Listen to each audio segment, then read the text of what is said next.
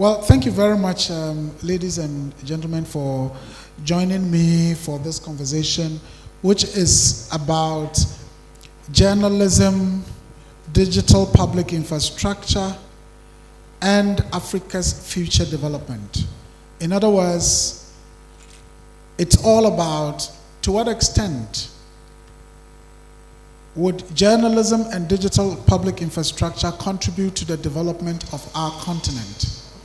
As we know, across the continent, and I think in the opening statements a lot were said about the rollout of digital public infrastructure across our countries on the continent. So in many parts of the country, on the continent, countries are issuing digital identity cards to citizens and even non-citizens. We are also seeing the growth of digital payment platforms. So here in Ghana, we do have the Haptels, the Paystags, and all the others that you know that perhaps I don't even know. In Nigeria, Paystack I think is actually based in Nigeria, and there are several others. Now you can send your money via Momo. You don't have to go to the bank, and you don't have to put your money in an envelope to send it to your mother or father in another community. In Ghana, we know about the Ghana card, and as soon as the Ghana card was successfully rolled out, we were at some point told, without a Ghana card, you cannot even have a mobile number. Now we are told, without a Ghana card, even your bank account has to be linked to your Ghana card. Everywhere you go is about Ghana card. It's no more MTN, you know, even though our partner MTN is everywhere you go, but now every service you need is about Ghana card. You go to Liberia and Sierra Leone, it's about the same. In Nigeria, NIMSI is doing a lot of work. And so the whole ecosystem is about DPIs, digital public infrastructure. And journalists need to know, because journalists are the people that, you know, communities and citizens rely on in order to get educated, in order to get informed, and in order to get entertained. So this conversation is really about DPIs, the intersection with journalism, and how Africa's future would be shaped by these two dynamics. And as I've already introduced my panel, we have Charles from the West Africa Unique Identification for Regional Integration and Inclusion, a very important institution with a long name. Then we have Mr. Kwekwenchi from Ghana. Then we have Ibukun from Nigeria. And then we have Angeli from Benin. Let me start with you, Charles, from Cote d'Ivoire, but also with the West Africa Unique Identification for Regional Integration and Inclusion. I think we need an explanation to this name. What is this all? What is this thing all about? What is it? What is this institution about? Merci beaucoup, Mr. Braimah. C'est un plaisir pour le projet d'identification unique pour l'intégration régionale et l'inclusion en Afrique de l'Ouest, OURI, donc de pouvoir participer à ce panel. Je voudrais déjà d'entrée vraiment féliciter tous les journalistes présents qui sont engagés dans la cause de la promotion des infrastructures numériques. Le projet OURI est né de la volonté du gouvernement ivoirien donc de pouvoir résoudre quelques problèmes auxquels nous étions confrontés. Il s'agit notamment du fait qu'en Côte d'Ivoire, environ 60% de personnes ne disposent pas de preuves d'identité. On a environ 55% d'enfants qui ne sont pas enregistrés lors de leur naissance. Et donc, le gouvernement a estimé en 2018, avec l'appui financier de la Banque mondiale, donc de pouvoir mettre en place le projet d'identification unique pour l'intégration régionale et l'inclusion. Il s'agit pour ce projet en Côte d'Ivoire de créer les conditions pour que toutes les populations puissent avoir une preuve d'identité qui est reconnue par le gouvernement, mais surtout qui leur permet d'avoir accès à des services. Parce que dans les communautés reculées, les gens n'ont pas accès à la pièce d'identité, à une identité, et ça pose souvent le problème pour avoir accès à l'éducation, à la santé, pour pouvoir faire des transferts monétaires. Et donc, avec l'appui de la Banque mondiale, donc, le projet WORI a été mis en place. Le projet, il faut dire qu'en plus de la Côte d'Ivoire, il se déroule aussi au Burkina Faso, au Bénin, au Niger, au Togo et au sein même de la commission de la CEDEAO qui est chargée donc de faire le plaidoyer au niveau sous-régional pour qu'il y ait les changements d'habitude, de comportement, la prise des tests législatifs et légaux, institutionnels pour permettre que l'inclusion puisse donc se faire au sein du projet. Donc voilà ce qui justifie en Côte d'Ivoire la mise en œuvre du projet WORI.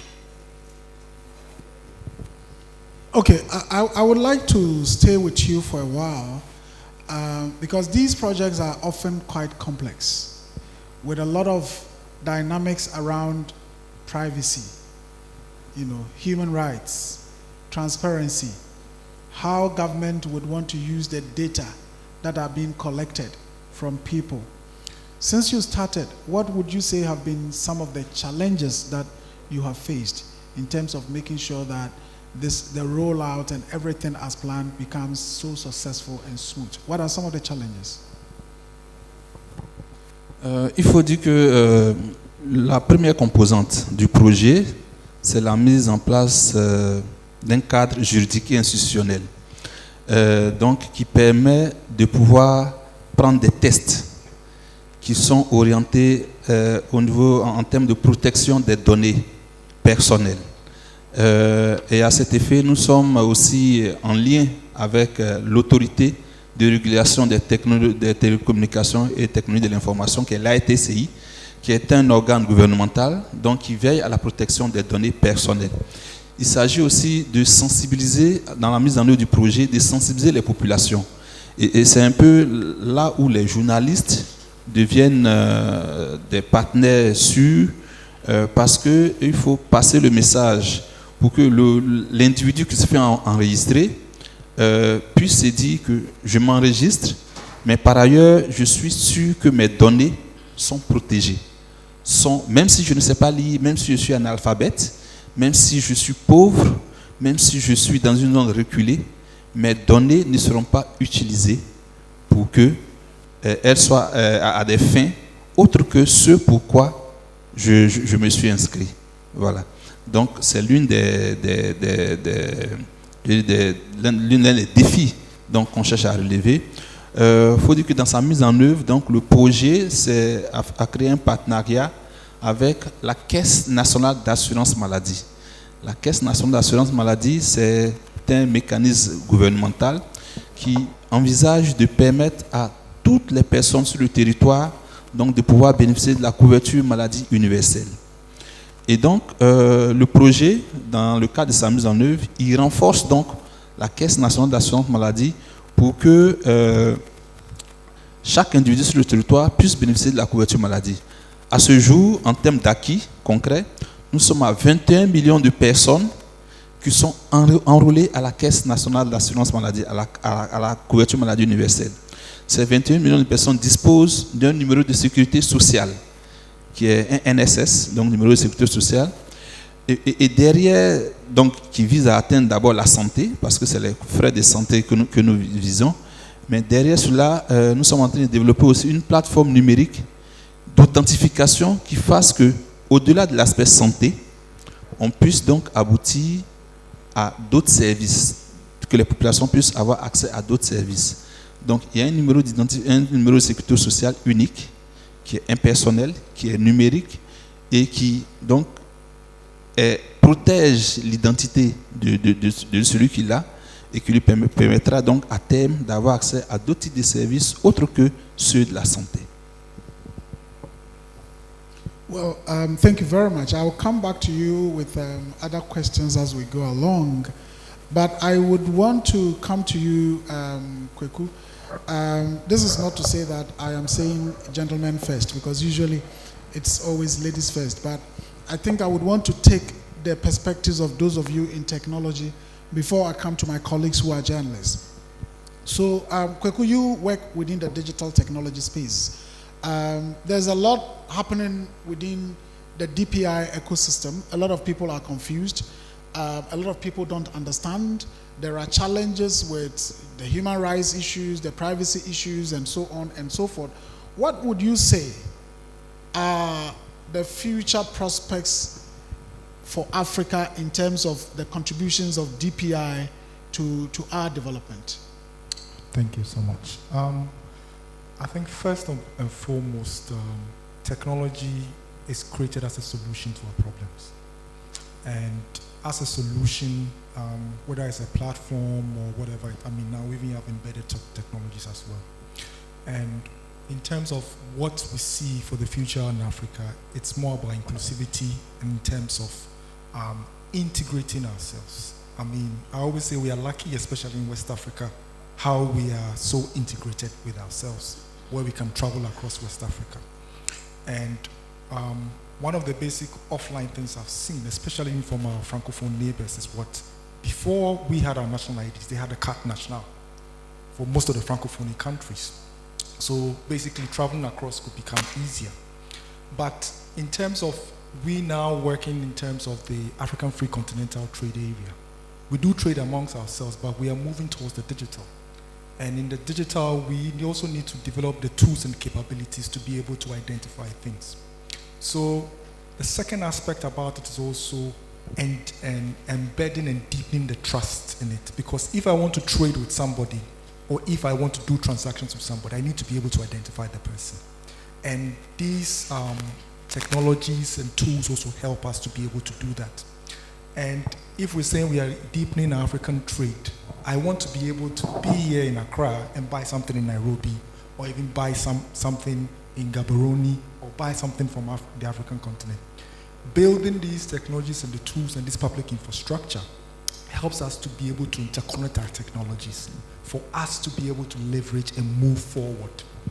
But at the end of it is that we also are helping our populations to be in sync with what is happening globally. And one of the big tools for us, especially in Africa, is having these systems embedded as something which is by default.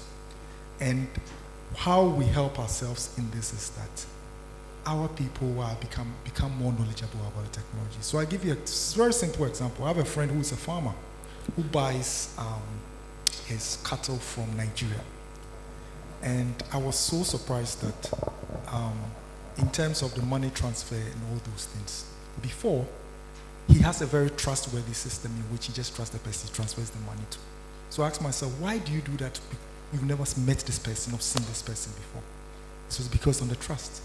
But now being able to transfer some of these financial capabilities as well as identifying the people, you are able to also expand the market where you just don't buy the cattle from Nigeria, but you also buy products and things that you get from Ghana, you can sell to other countries. So I think we should not just look at these technologies as being very abstract, but also becoming part of our lives and being solutions for ourselves. And most importantly, in Africa, we are from the grassroots, so being solution not at the top tier, but leapfrogging and moving our grassroots forward. Yeah. All right. So certainly, these DPIs that are evolving or emerging are certainly critical to our development. One of the key areas, and I'm using the Ghana example for here, is the inclusion. How we make all this so inclusive, so that it is not those who are privileged who would continue to be the privileged. I believe we're still in a situation where there are many Ghanaians who still don't have a Ghana card. Maybe not through their fault, because when the rollout was being done, they said, oh, 3 days in this community, 4 days in this community. So if you were not there, you cannot have it.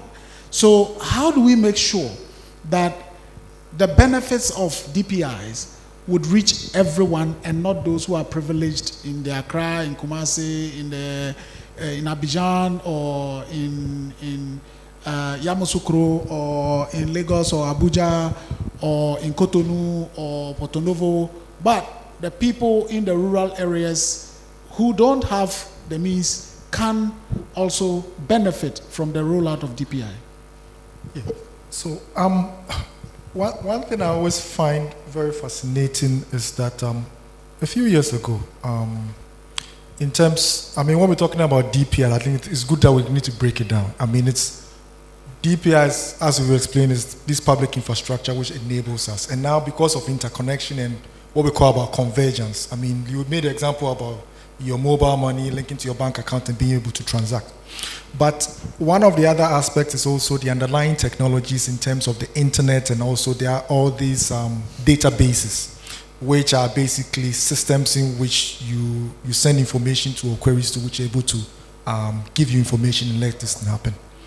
One thing I found interesting was that in terms of these things we carried ourselves, smartphones, there was a project in which they wanted to take internet to some communities.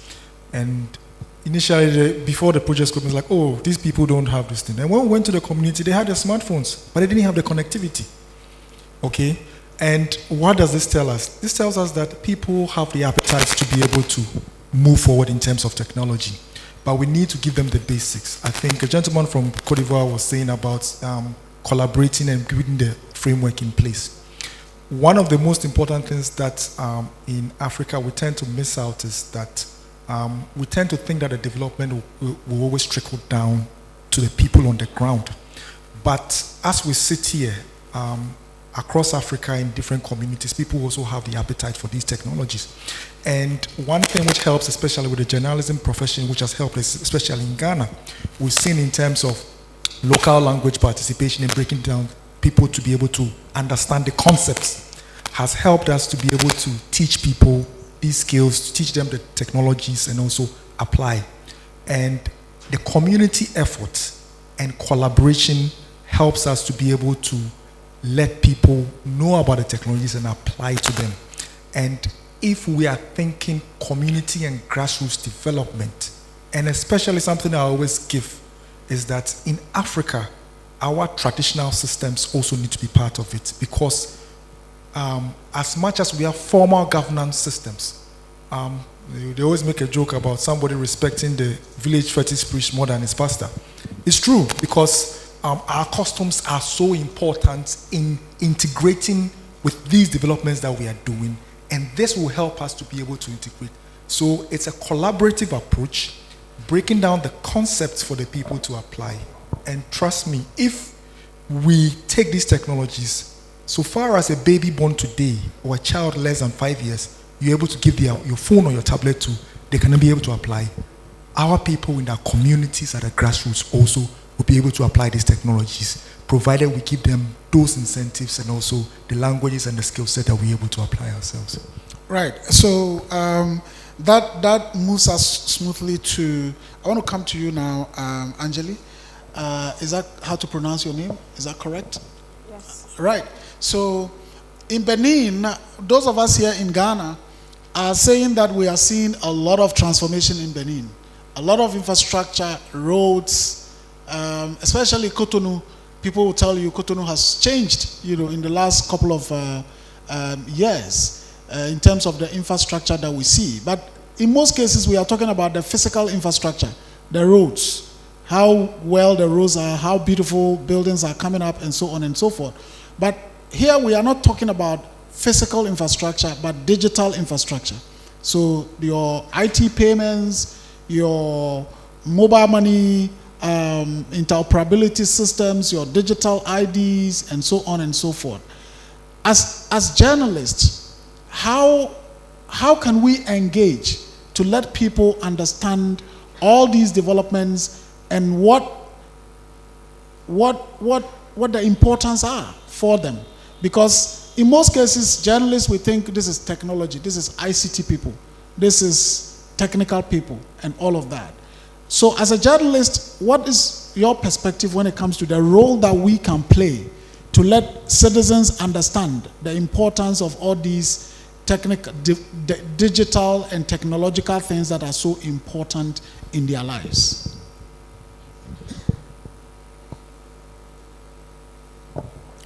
Merci. Effectivement, le Bénin s'est développé les 10 dernières années en matière d'infrastructures publiques numériques. Et on peut dire aujourd'hui qu'au Bénin, nous avons environ 210 services numériques en matière d'infrastructures publiques numériques interopérables. Quel est le rôle des journalistes? Déjà, le rôle primordial du journaliste que nous sommes en matière d'infrastructure, c'est que déjà les populations ne s'intéressent pas à cette histoire-là. Donc, nous sommes censés les amener à comprendre ce que c'est, à leur expliquer ce que c'est que d'abord les infrastructures publiques numériques. Et ça commence d'abord par l'annonce de ces infrastructures publiques numériques, l'existence de ces projets et après les objectifs atteints. Parce que vous n'êtes pas sans savoir que nos gouvernants, ils sont là, ils annoncent un projet d'infrastructure publique numérique et quelques mois après, si les journalistes ne sont pas regardants, ils ne remarquent pas qu'entre-temps que ces services ne fonctionnent plus. Du coup, je pense que le rôle du journaliste est d'être beaucoup plus regardant sur ces infrastructures, de suivre le cycle du début jusqu'à la fin, afin de comprendre d'abord que oui, cette infrastructure, ce service a été lancé, que ce service fonctionne et que ce service aide véritablement les populations afin que ce ne soit pas juste non. Parce qu'on peut dire qu'il y a un service numérique, une infrastructure publique numérique, mais après vous verrez les populations dans les rangs, dans les arrondissements. On ne peut pas parler d'infrastructure publique numérique et voir encore des populations se mettre en file indienne dans les arrondissements. Donc c'est aux journalistes déjà de dénoncer cela, de remonter l'information pour que l'institution sache qu'il y a un déficit, qu'il y a un problème qui se pose. Et dès lors que le journaliste en parle et que l'information est remontée, je pense que l'autorité ou l'institution fera le nécessaire pour que le problème soit réglé afin que les populations obtiennent gain de cause. Yeah, that's really great. But my follow-up question is, do you think that journalists have enough understanding, enough capacity to even do what they are supposed to do in terms of the communication, the information sharing, and the education that they have to do for our citizens on these issues of DPIs in our countries? Do you think journalists, first of all, even understand the issues? Because if you don't, then it will be difficult to even do what you have to do. Do you think we have that knowledge and capacity to be able to do the work that we are supposed to do? Il faut dire qu'au début, les journalistes ne comprennent pas cela. Et je pense même que c'est pour cela que la Média Fondation a initié une formation récemment. Et c'est cela qui a aidé une bonne partie de journalistes à comprendre ce que c'est que d'abord, et j'en fais partie d'ailleurs, à comprendre ce que c'est que d'abord les infrastructures publiques numériques, comment elles fonctionnent et comment est-ce que l'information peut être remontée déjà à la population pour qu'ils comprennent d'abord ce que c'est que l'infrastructure publique numérique et ce à quoi cela peut leur servir. Et c'est après cela que le journaliste peut véritablement jouer son rôle. Je ne sais pas si j'ai répondu à votre question.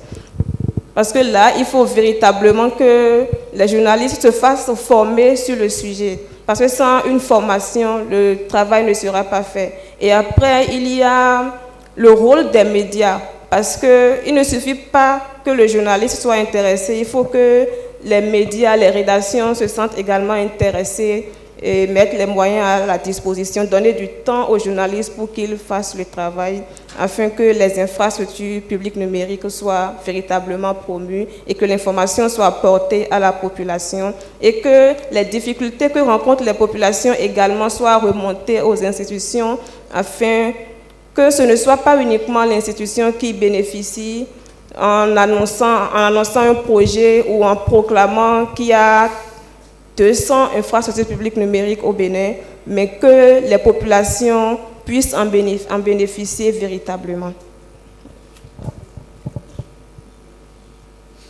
Okay, great. So let me now come to you, Emiola. Is that correct? Emiola. The R has to come out well. Yes. Okay, Emiola. Now, you are from Nigeria, and Nigeria is, of course, the big brother, as they always say. If Nigeria gets it right, a lot will seem going right because we would all get the opportunity to learn from Nigeria. I would first of all want you to take us through what your understanding of the ecosystem in Nigeria happens to be in terms of the rollout of DPI, the digital payment systems, the national ID systems, and the data exchange system, but particularly in terms of digital payments or fintechs and the issues around ID cards. How is the system, the ecosystem in Nigeria? Thank you very much. For Nigeria, I would say the awareness is not really there for many people to, latch on to what the government is doing in terms of the DPI projects that are ongoing. Because you see many people querying, why do I have to put down my information? What do they want to use it for? The trust is not really there, and that is impeding many people to latch on to DPI initiatives. And then we have the systemic issue. I remember when NIMC rolled out the NIN, the National Identification Number, and at first it was difficult to get people to understand why they have to get the number.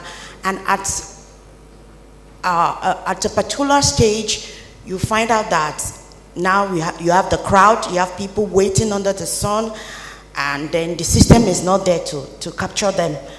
There was that difficulty at a point. And then another time you get to know that, okay, you promised to give us a card, we have registered, now we are only carrying these paper leaflets that could get lost at any point in time. So you see there are a lot of challenges with the ecosystem. One would think that by now you have many people with the NIMC card, but you hardly have I don't think I've come across 10 people having that card. No? So you have such issues going on, and then you have the issue of connectivity, you have the issue of infrastructure that is impeding these projects. So one would think that by now Nigeria, as the big brother, so today say, should have done so much, but a lot still not to be done. A whole lot still need to be done. Well, so that takes me to your profession in terms of journalism. What do you think journalists can do to improve the situation as it is? Because in most cases, if you were to learn about how much money may have gone into the efforts to bring about digital ID, national ID numbers, digital payment ecosystems, digital national data exchange infrastructure, and all of that, it will be billions. Yeah. And yet, as you are telling us, things are not at where they should be. What do you think journalists can do to either put pressure, demand accountability, demand transparency, and all of that? I think at first, journalists needs to understand the issues, needs to be equipped to be able to report effectively. Because it's what you know that you can work on. So that capacity building is very essential. I was speaking to a friend, a colleague, and I mentioned the regional vehicle harmonization of the ECOWAS, and she said, oh, do you mean there's a project like that? And unfortunately, she covers the Federal Road Safety Corps, who is a key partner in this project. So I was alarmed too that she wasn't aware. So journalists need to be informed first. Their capacity needs to be built to be able to understand the issues and see how they can effectively communicate to members of the public. That is very vital. And in terms of ensuring accountability, what can we do? Because our governments are, spending millions and millions on these technology developments, and sometimes people have raised questions about, are we really getting value for money? What are the avenues that journalists can use to ensure that there is transparency, there is accountability for the monies that are going in there? All right, thank you very much. I'll go back to training and capacity building such that journalists can do effective investigative reporting. Being able to highlight where there is misuse of funds, where there is corruption, where there is conflict of interest when it comes to DPI policies, those are key. But if you just don't know what to do, what would you do? Nothing. So that comes back to training and capacity building such that there will be effective investigative stories that will come out, that will be evidence-based data journalism that you cannot fault. You cannot fault because the evidence is there. And being able to use open source data to curate your stories, being able to, identify the gaps are very essential. But it boils down to funding, training, and collaboration. That's great. Now I'll come back to you, Charles. So if you read the DPI literature, there are pros and cons. In fact, there's a document that I read that says digitizing ourselves to hell.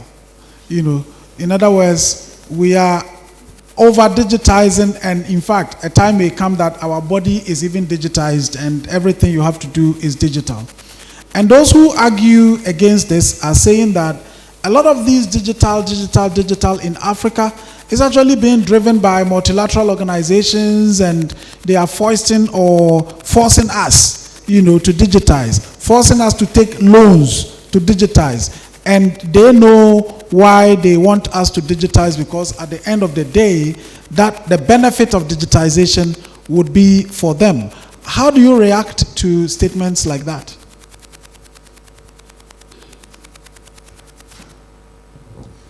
Bien, merci. Je voudrais à ce niveau relever qu'il nous faut une réelle volonté politique en Afrique. Tout est une question de volonté politique. Il y a de nombreux investissements qui sont faits, il y a beaucoup d'argent qui sont dépensés dans des choses souvent qui ne sont pas utiles, qui ne sont pas nécessaires. Vous voyez en ce moment l'intelligence artificielle est en train de venir en Afrique. L'intelligence est là, mais on va encore subir, comme on a subi Internet, on va subir encore l'intelligence artificielle. Est-ce qu'on a une réelle volonté au niveau de nos États africains d'investir dans la ressource humaine, dans la formation d'ingénieurs, dans la formation de cadres supérieurs qui vont s'approprier ces nouvelles technologies-là? Parce que qu'on le veuille ou non, c'est quelque chose qui va s'imposer à nous. Internet, quand Internet venait dans les années 2000, on voyait ça de loin. Mais aujourd'hui, c'est impossible de vivre sans ça. Quand les réseaux sociaux arrivaient, c'était aussi des données que les Africains voyaient de loin. Mais qu'est-ce que nos leaders politiques, qu'est-ce que nos communautés régionales et sous-régionales ont fait en termes d'investissement massif? On aime bien apprendre l'exemple de la Corée du Sud dans son développement phénoménal. Mais c'est parce qu'il y a une volonté politique d'investir considérablement dans un secteur, dans l'éducation, dans l'innovation, dans le développement des technologies. Parce que quand nos étudiants quittent l'Afrique pour aller en Occident ou aux Amériques, ils sont très bons, ils présentent de très bons résultats. Ce qui veut dire que pour moi, la numérisation, la digitalisation est un mal nécessaire. Ça s'impose à l'Afrique.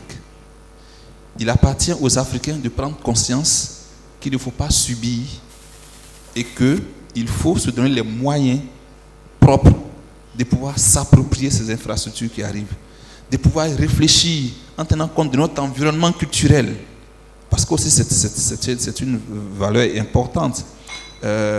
de s'imprégner de notre environnement culturel. Les leaders communautaires, les chefs religieux, comment on peut les impliquer dans tout cela.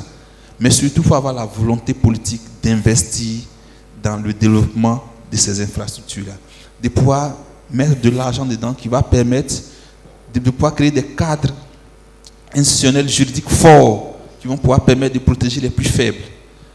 C'est ça mon observation sur la question. Je pense qu'il faut une volonté politique forte. Sinon, on va continuer de subir ce que ceux qui donnent, celui qui donne, c'est lui qui commande. Celui qui paye, c'est celui qui commande. Donc, si on veut continuer d'accepter, de recevoir, on va devoir subir.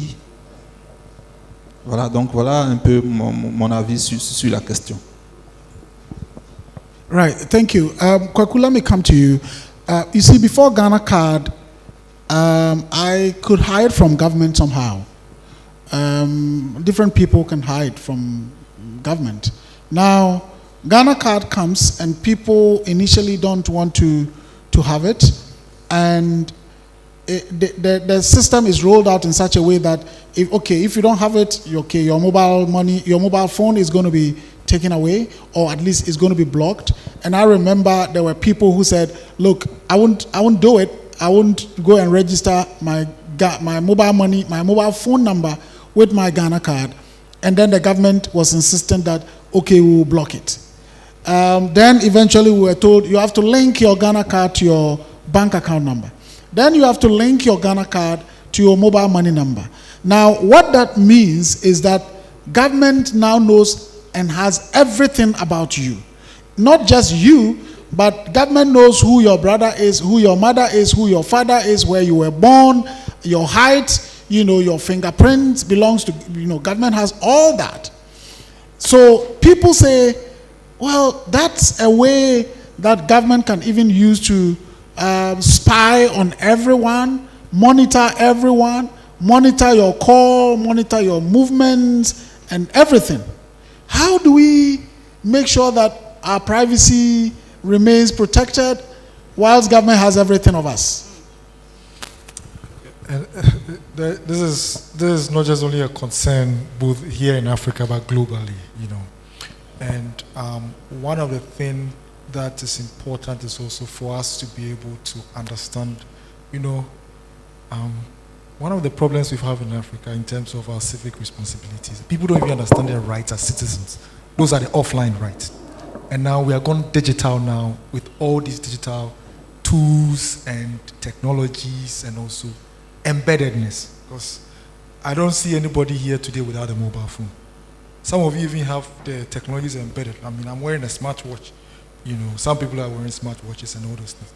But one of the most important cadres of the technologies is also understanding your right as a person. And this is where we also need to be able to help. As technology, sometimes the problem is that we are providing the solution for you. And so it's easy for you to learn the nitty-gritty about it and apply it. But whilst you're also applying it, you also have rights and responsibilities. Because at the end of the day, if I collect your data, I'm supposed to protect it. So there's supposed to be data protection frameworks in place that are supposed to protect you as a citizen. But you as the citizen as well also need to be able to double check. When I came in here today, they were collecting my data, but if I ask where's my data going to be stored, I don't know if anybody can tell me. And on how do you trust the system in which you are storing my data on that it's protected? Because the system needs to be protected, and the person also whose data it is also needs to question whether these systems are in place. The other part of it is that it's not just about the government also collecting your data. Sometimes we also need to question the government where that data is being stored.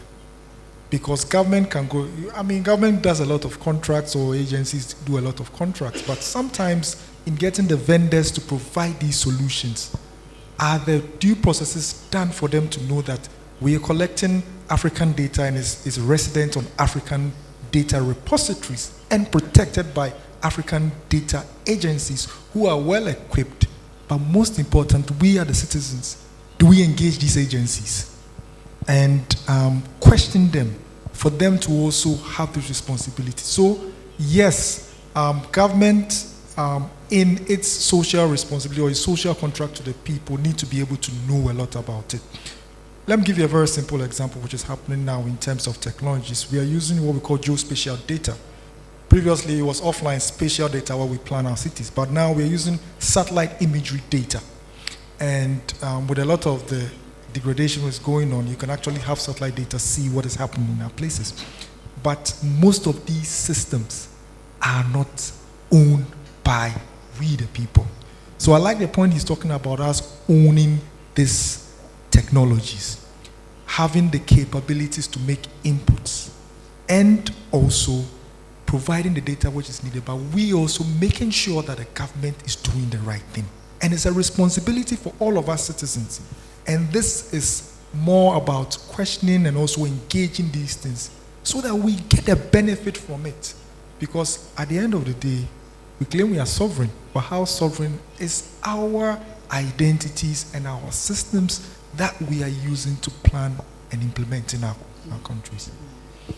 Well, so Anjali, what Kwaku is saying means that we journalists have a lot of questions to ask, a lot of tracking to do, a lot of probing to do in terms of how much is government spending on this digital stuff, where is the data being stored, who is keeping the data, how do we ensure that my data is protected, and all of that. And in our quest to do that as journalists, do you think we do have the freedoms that we should have to be able to raise all these questions to our authorities who are implementing these on our behalf? Or you think that sometimes there are limitations in terms of the freedoms that we should have as journalists to be able to demand the answers to these questions? Merci pour la question. C'est d'ailleurs une très bonne question pour nous qui sommes des journalistes, parce que ça pose un problème de liberté. C'est un véritable problème pour les journalistes. Je dirais même que c'est une limite pour les journalistes d'accéder à ce genre d'informations. Parce que l'autorité estime que le journaliste pourrait manipuler l'information, soit il pourrait penser que le journaliste pourrait manipuler l'information, soit il a peur de divulguer les informations, mais il y a un problème d'accès à l'information, ce qui bloque un peu la liberté du journaliste. Maintenant, qu'est-ce qu'il faut faire? Le journaliste peut toujours se démerder. Moi, j'ai eu la chance de produire des articles sur les infrastructures publiques numériques sans avoir toutes les informations dont j'avais besoin. Mais j'ai quand même été professionnelle en saisissant quand même l'institution. Donc, comme je n'avais pas les informations dont j'avais besoin, dans mon article, j'ai précisé que toutes les démarches que j'ai faites pour avoir des informations auprès de l'autorité ont été vaines. Mais après la diffusion de mon article, l'autorité m'a appelé. Au début, j'avais eu un peu peur parce que quand l'autorité vous appelle comme ça, c'est soit pour vous intimider, soit pour vous demander pourquoi vous écrivez, qui vous a demandé. Mais j'avais vraiment peur, mais j'ai répondu quand même à son invitation. Et quand je suis partie, il a cherché à savoir qu'est-ce qui m'a poussé à écrire ces articles-là, à produire ce genre de contenu, de reportage. Est-ce que je sais que ça porte atteinte à l'institution? Et je lui ai expliqué clairement qu'au début, j'avais cherché à entrer en contact avec lui et avec ses services que je n'avais pas pu. Et après, il m'a demandé quelles sont les questions, quelles sont les réponses que je voulais, comment est-ce qu'il pourrait m'aider. Et avec lui, on a vraiment échangé avec le directeur de l'ANIP Bénin, on a vraiment échangé et il m'a donné, séance tenante, les informations dont j'avais besoin. Pourquoi? Parce qu'entre-temps, j'ai osé, j'ai publié mon article, mais avant, j'avais déjà fait une démarche auprès de l'autorité. Donc, il savait que j'ai fait une démarche et c'est sûr également qu'il a eu des retours. Donc, quand il a reçu, il a lu mon article ou quand on lui a envoyé mon article, c'est clair qu'on lui a dit « Ah, on avait eu ces appels, on avait eu ces messages, ces courriers et on n'avait pas répondu. » Et séance tenante également, il m'a rassuré que Il y aura une conférence de presse la semaine prochaine. Une application sera lancée dans 2 semaines. Donc, je pense qu'en tant que journaliste, malgré les limites, nous devons oser tout en étant professionnels. Merci. Thank you very much. I want to follow up on the same question with Miola about Nigeria, because Nigeria has the greatest potential, but also has some of the greatest issues when it comes to media safety, media freedoms, press freedom, and so on and so forth. And these are important developments that are happening in our country, with millions and billions of naira or dollars or CDs or SAFA going into them. And sometimes raising critical questions can lead you into trouble. What is the situation in Nigeria in terms of the freedom that journalists have to interrogate these issues? Thank you very much. I would say that there is need for stronger Freedom of Information Act in Nigeria. You can't easily get the information you need from government. It's getting more difficult even to probe into some quarters. Now journalists are being harassed more than ever before.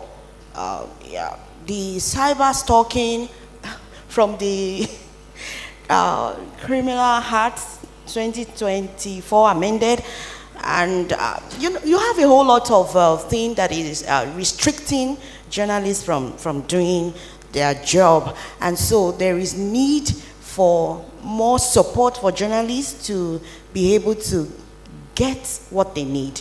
We need transparency in terms of procurement, government data portals. We need access. We need access. There was a time I was working on a story, and I needed to get information from the Nigeria Intelligence Financial Institution, and they didn't even answer. Tried using FOI, till date.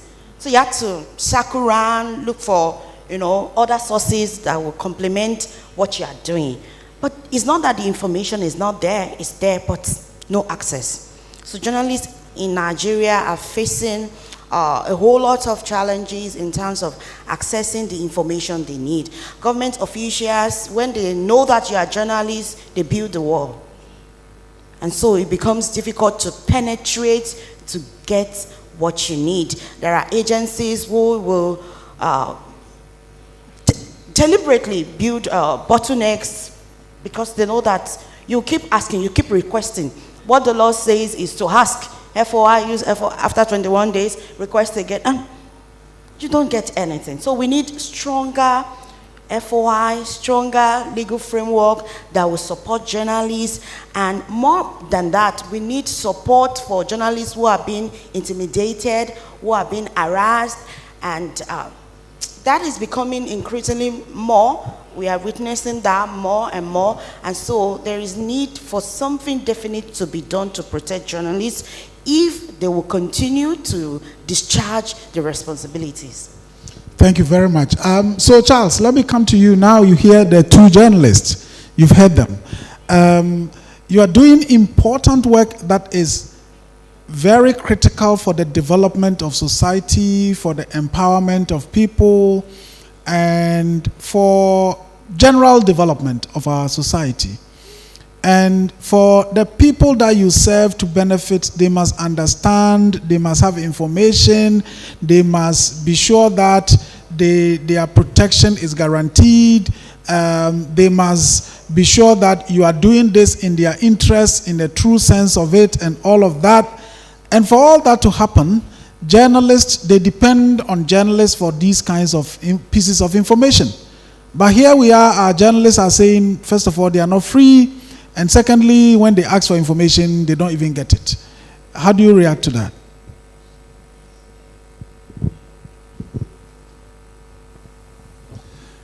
Merci bien, monsieur le directeur exécutif. Je souris à la question parce que moi-même, avant, j'ai travaillé dans le journal gouvernemental Fraternité Matin. Donc, je sais un peu de quoi il s'agit en Côte d'Ivoire. Il faut dire que j'ai énormément de respect pour les journalistes parce que, au regard des difficultés qu'ils vivent, aussi bien pécuniaires, aussi bien conditions de travail, aussi bien environnement juridique, où ils ne sont pas protégés sur beaucoup de questions, ils ont le mérite de continuer de faire le travail. Et c'est vraiment, je pense il est bon de les honorer. Sur la question, je voudrais dire, en fait, c'est une question de vision, pour ma part. Je pense qu'il faut voir le journaliste, mais aussi au-delà du journaliste, le responsable, les gens de la société civile, en gros, comme des partenaires, comme des véritables partenaires. Et ça, cette vision-là, elle incombe aux responsables des différentes structures mises en place par l'État, mises en place par nos gouvernants. Il faut les voir comme des partenaires et non comme des ennemis. Parce qu'après, quand le journaliste, par exemple, notre collègue du Bénin, a fait une demande, s'est intéressé à l'institution, et puis n'a pas eu de réponse. Et après la publication de son article, c'est là qu'on réagit après coup.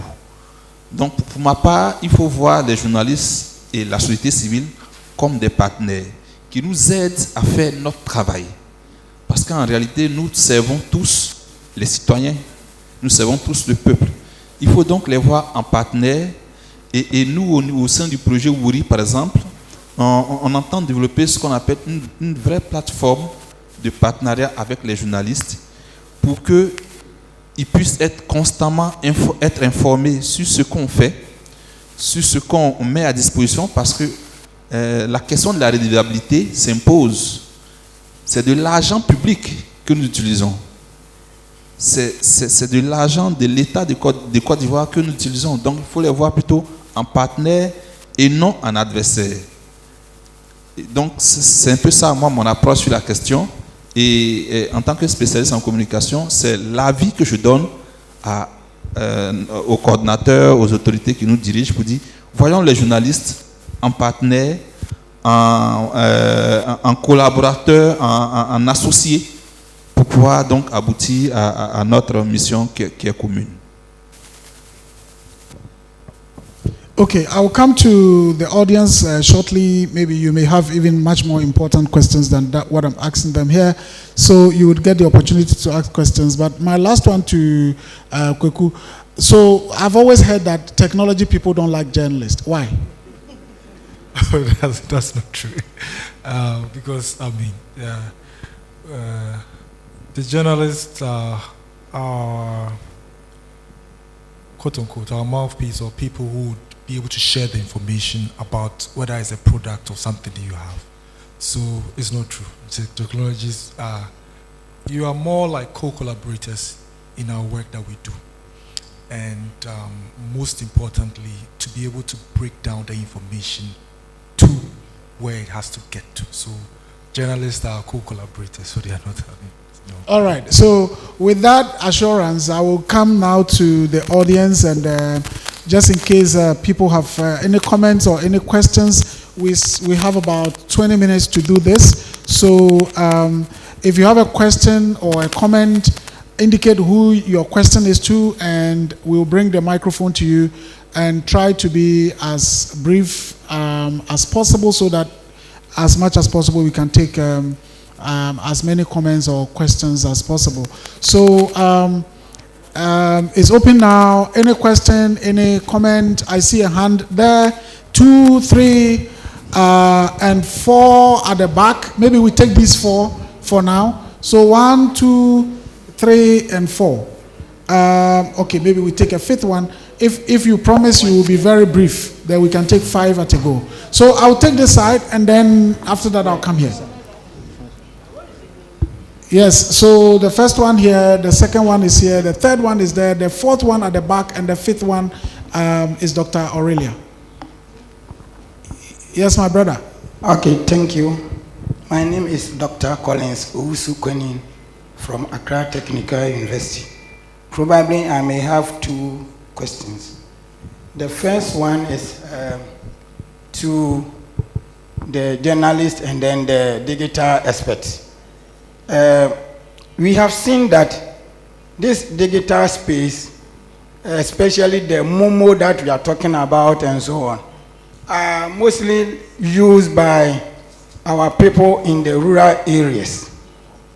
Meanwhile, when policies are being framed, we don't usually go to the hinterland to involve them.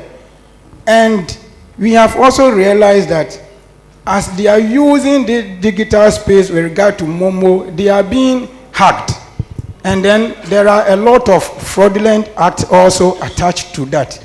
What are we doing as journalists and then digital experts to help these people being harassed or being attacked by these fraudsters and so on? Then my second point is that we were talking about, my Nigerian woman was talking about not having freedom of getting information from their country with regard to these journalists and then the media men and then women. And in Ghana, I think for us, we are a bit okay about that. But I want to ask, as the host, don't you think having a good entry requirement, let's say when you go to the accountant, they get the professionalism with regard to the ICA and so on before they are able to practice and get the license for auditing and so on. Don't you think there is the need for us to have an entry requirement with regard to journalism so that it will be able to screen the system in such a way that we get refined journalists in doing the work? These are my two questions. All right, thank you very much. I think we can take all five and then we can respond to them. I think there is a comment that you can respond to and then something to the technology people. But let's take the other one so that we take them together because of time. Yes. Good afternoon. My name is Jade from the Department of Communication Studies, University of Ghana. My question is to Kweku. I think Charles mentioned some partnerships such that people, the NIA in their country could collaborate with the NHIS so they could. But I am not thinking in Ghana here that collaboration is happening. So you go to GCB, you fill a long list. You go to DVLA, you do another filling. You go to every government agency, passport office, you have to do another filling. I am thinking, can't we find a place where all of these data could be consolidated? But that comes back to your issue of what are they doing with my data? Is it protected or not protected? But that one, I'll hear out what you think the advice is.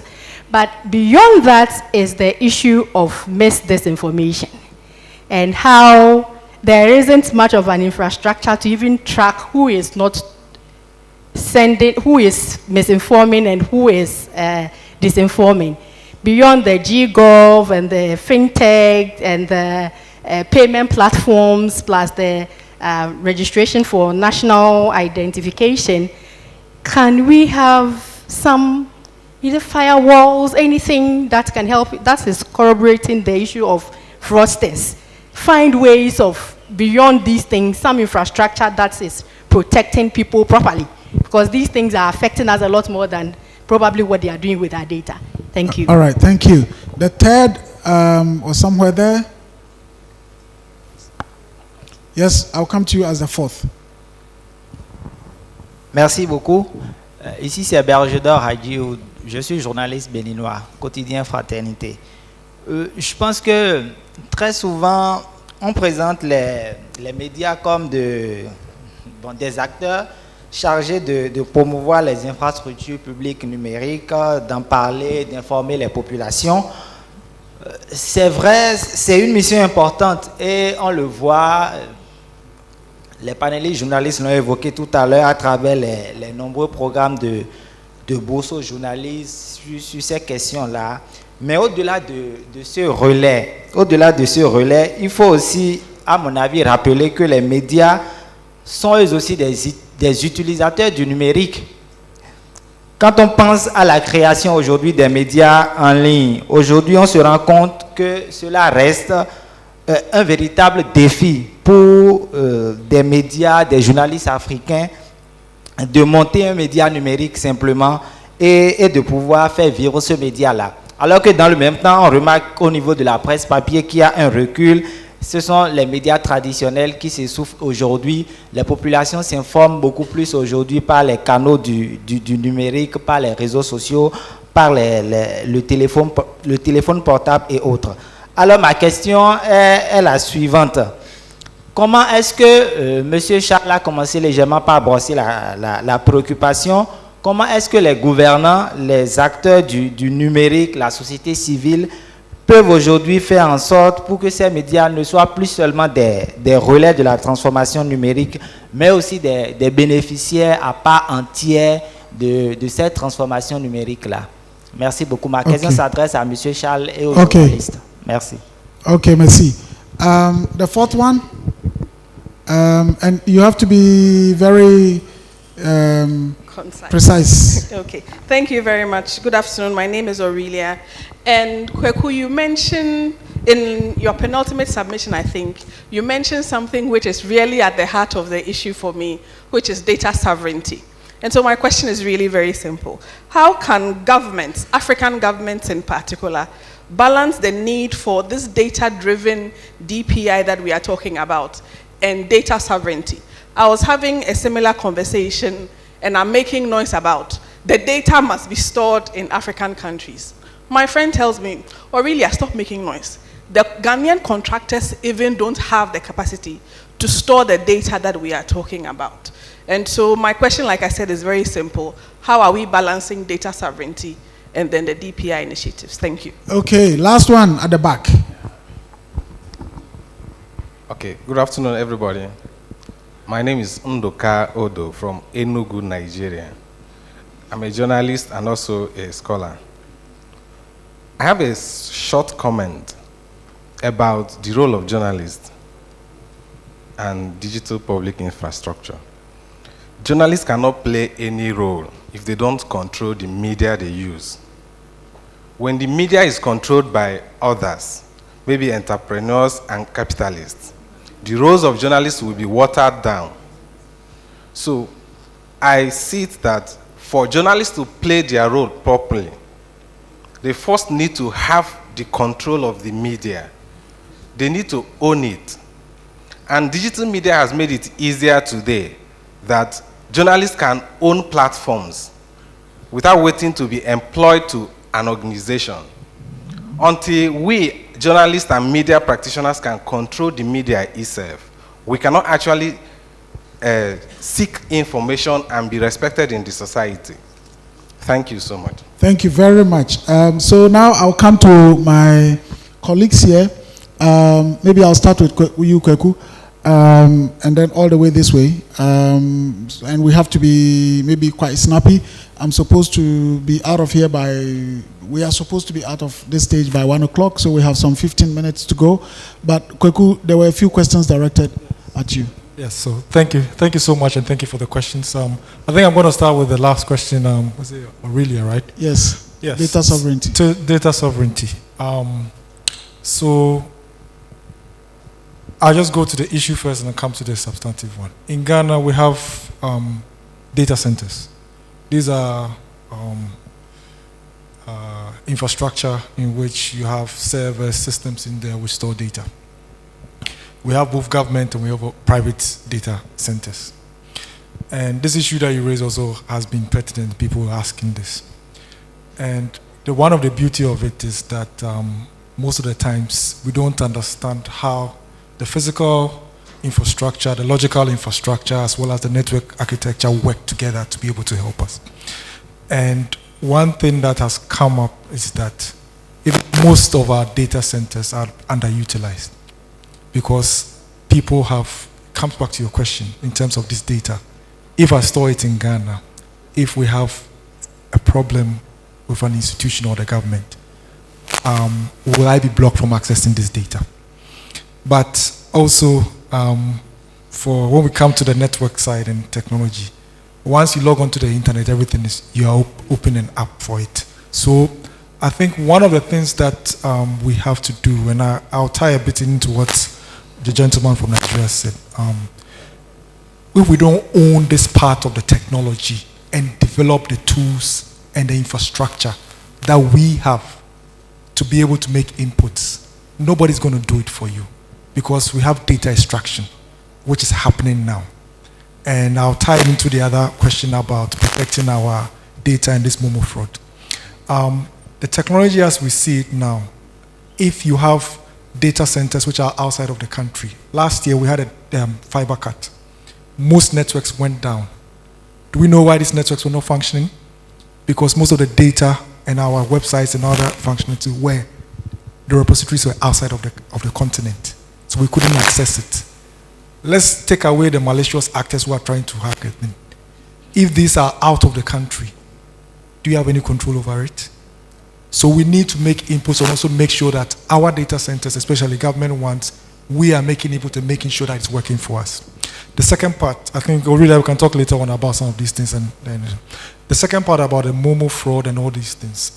One of the things that we have in technology is that we also need protection in terms of passwords and other things. And technologies change. Now we have what we call multi-factor authentication in terms of data. You're accessing your devices and stuff. People usually don't know about this. So when I have my password, I also need to have a multi-factor, so 2-step or 3-stage. So maybe I have a password to be able to enter, and maybe a biometric ID or something. Most people don't know about it. But one of the things about MOMO fraud is that, please let's pay attention to where we withdraw these monies from. I experience it sometimes. When I use, I like testing things. Sometimes I just go to a MOMO vendor and I withdraw something.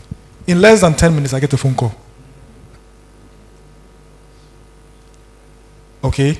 So it's also about data protection. So I think most of the things, we need to educate ourselves about password protection and information protection, as well as also building the capacity. And please, which technologies are available? Let's talk, let's work together and train ourselves. Okay, so I will come to both Anjali and Emula. And let me now just translate that, what he said, into the thing about data sovereignty and the comment about the owning the media to media sovereignty. To what extent can we say that the media that we work with or for are media houses that we really have control over, the independence is there, the integrity is there, without being controlled by some people with big money who want certain agendas or agendas set for them? Thank you very much. I think journalists need to have the mind of their own. I've done a story in time past that my media organization wouldn't publish, and because I know the importance of the story, I took it to another media station. I lost my byline because I can't report on another platform. But at least I made sure that the information went out. Sometimes we need to be able to be bold to take some steps. We need to be able to think outside the box. Yes, there is censorship, and there is either pays the piper, dictates the tune. But sometimes you have to think beyond all this limitation and give it all you can. Go beyond the limitation, the restriction that you have as a journalist.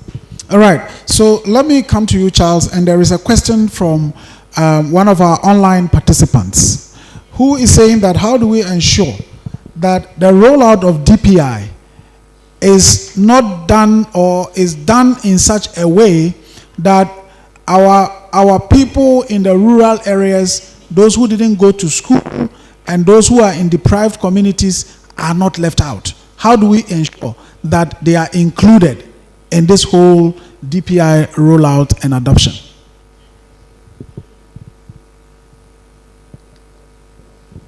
Bien, merci beaucoup, Monsieur le Directeur exécutif.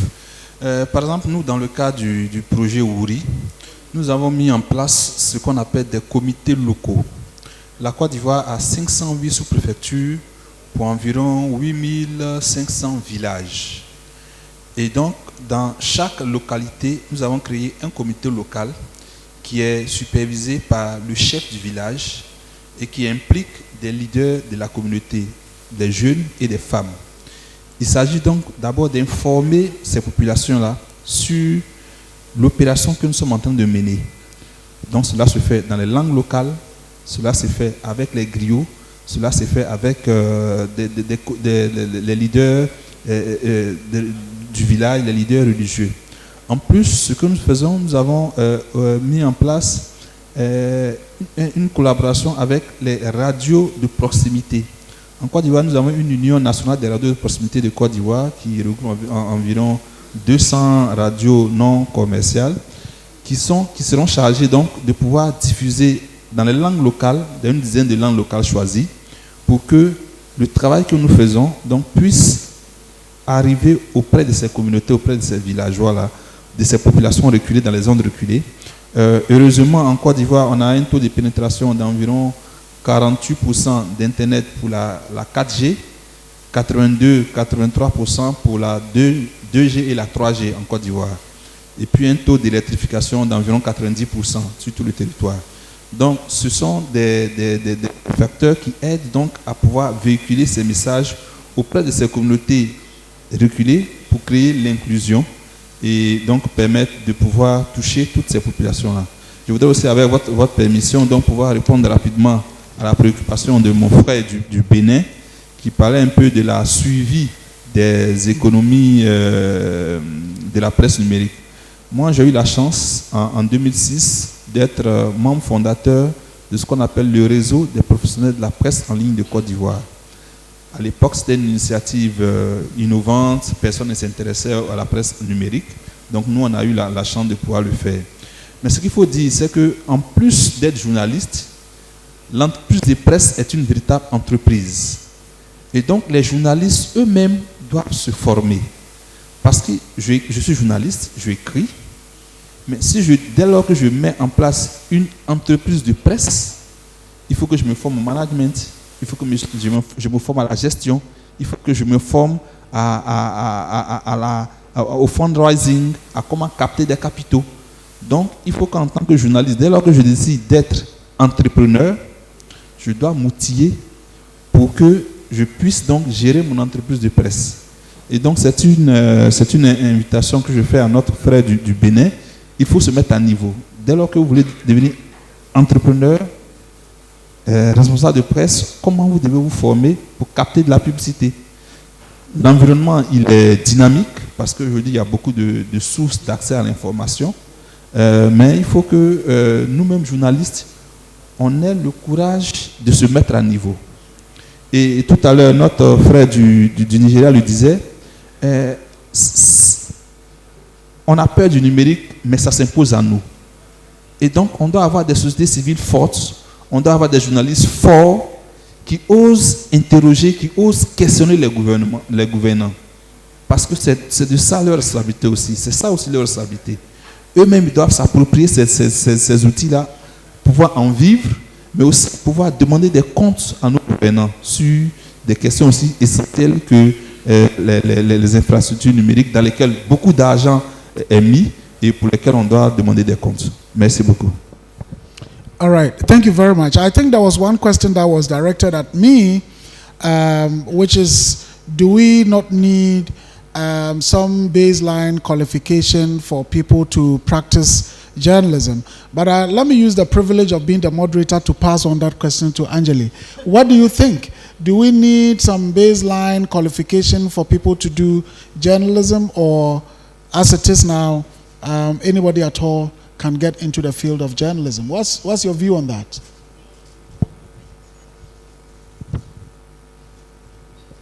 Merci. Je pense que d'abord, être journaliste, c'est d'abord d'avoir des capacités, d'être capable de rapporter, de bien faire son métier. C'est cela, être journaliste. Et si vous n'avez pas cette capacité-là, je pense que vous ne pouvez pas vous taguer d'être journaliste, et encore moins journaliste d'investigation.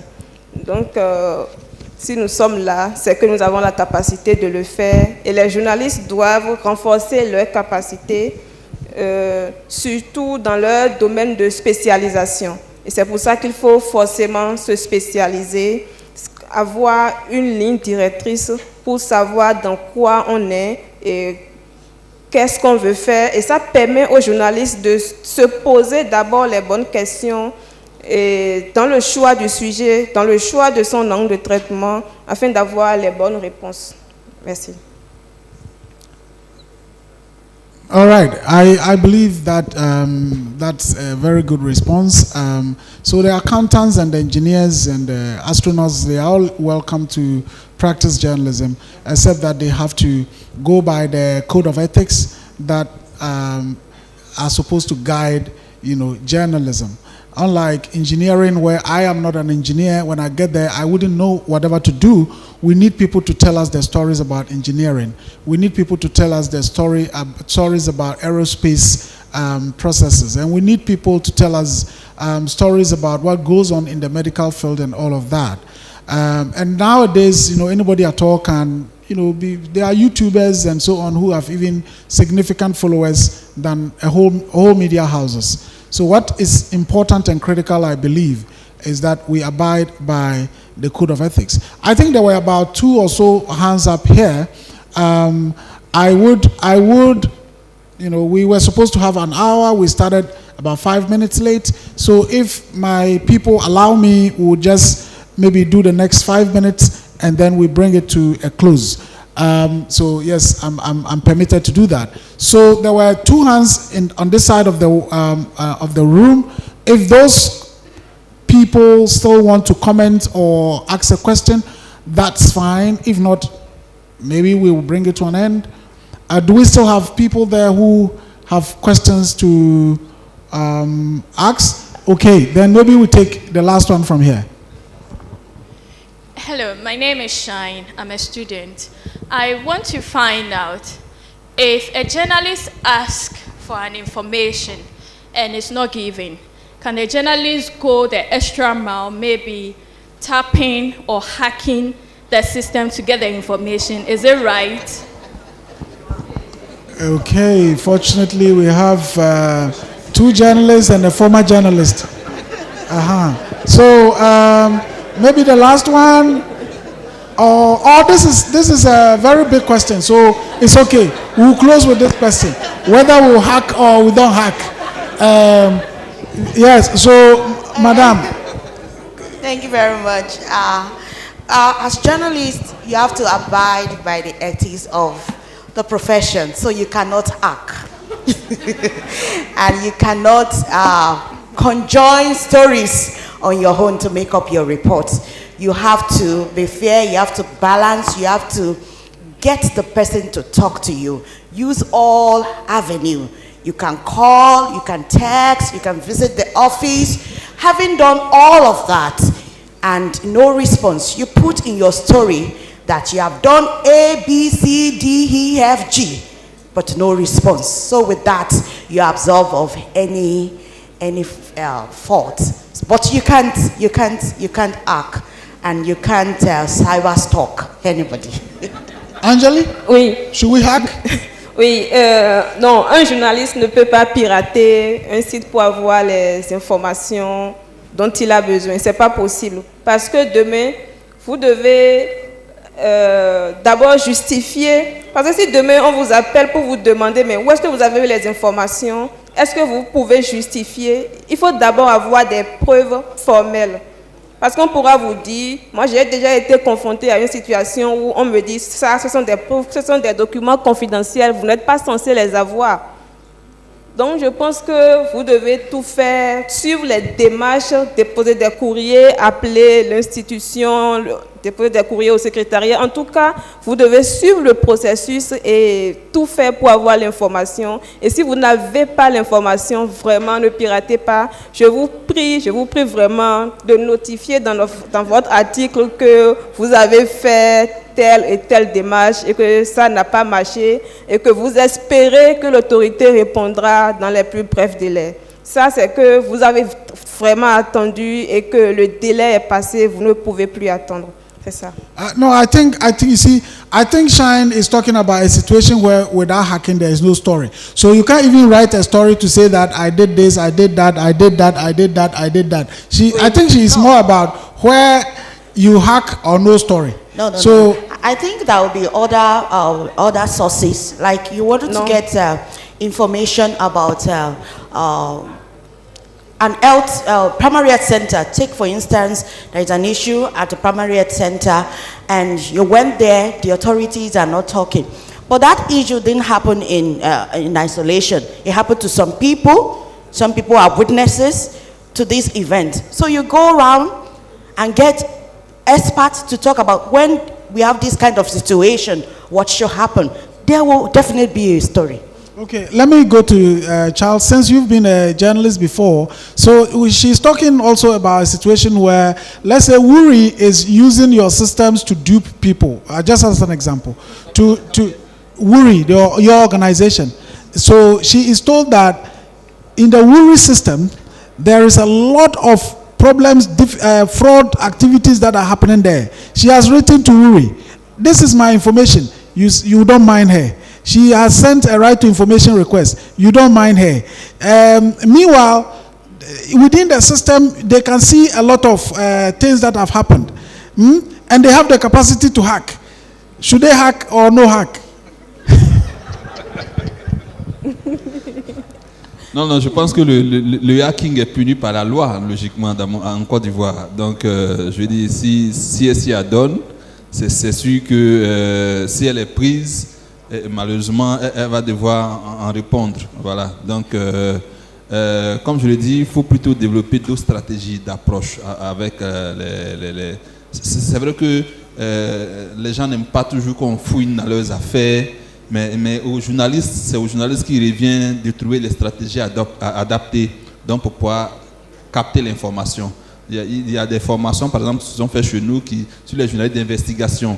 Ce sont des nouveaux métiers qui doivent être approfondis pour que les gens s'intéressent à des sujets sensibles, puissent fouiller, puissent, je veux dire, vraiment titiller. Parce que le rôle du journaliste, ce n'est pas de baisser les bras à chaque fois qu'il y a une difficulté. Il faut donc aller au contact, il faut montrer que tu es pugnace, tu veux vraiment ton information. Et je pense qu'en définitive, si c'est sans harceler positivement en griffe, eh bien, il va donner un bout d'information que le journaliste pourra exploiter. Voilà un peu, c'est un peu ça la réponse. Et je pense que les deux collègues ont donné de très bonnes réponses sur cette question-là. Voilà. Okay, so I think on that question, the consensus here is that don't hack. Of course, Koku, those of you in technology, it is also an alert for you to ensure that you have to also make your systems hack-proof. Otherwise, anything can happen. I think that on that note, my time is up. I want to thank my panelists for the wonderful conversation that we've had. I think so far the indications are that everyone recognizes the importance of DPI. Everyone recognizes that DPI will shape our future. But what is also recognized is that journalists have a critical role to play to ensure that whatever transformation that DPI can bring about in our society, journalists play that essential role. And it's also to let us all know that those of us in technology or those of us in media, there's always the need to collaborate. There's always the need to hold each other's hand, because one side cannot do it alone. You build a technology for the people, but the people must know. And if the people would know, the journalists have to report about them. So once again, thank you very much for your insights and your perspectives. And I'll hand over now to the moderators. I think we are getting into time for lunch, but they will let us know what's up next. Thank you very much.